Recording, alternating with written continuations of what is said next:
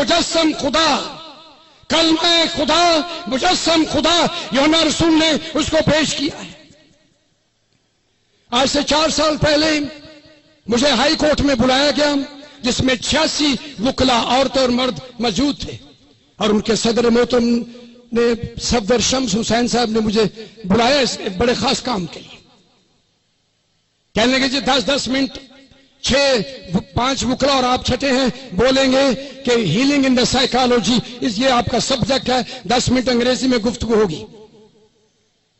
اور میں نے شروع کیا، جب میں نے تھوڑا کلام ان کے سامنے تھوڑا سا پیش کیا سائیکالوجی کے حوالے سے اور ہیلنگ کے تعلق سے، اور میں نے عرض کیا کہ یسوع المسیح کبھی بیمار نہیں ہوا، لیکن اس کے مار کھانے سے ہم شفا پاتے ہیں۔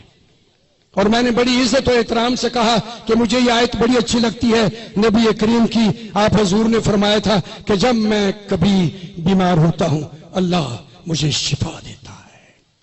تو میں نے درخواست کی، اس وقت عرض کیا کہ یسوع المسیح کبھی بیمار نہیں ہوا، بلکہ اس کے لہو کے ہر قطرے نے زمین پر شفا اور معجزہ لکھا ہے۔ ایک وکیل صاحب تھے جو اٹھے، بڑے معتبر شخص، فرمانے لگے آپ کی انجیلیں تو 4 ہیں۔ میں نے ان سے درخواست کی انجیل ایک ہی ہے، لکھنے والے 4 ہیں۔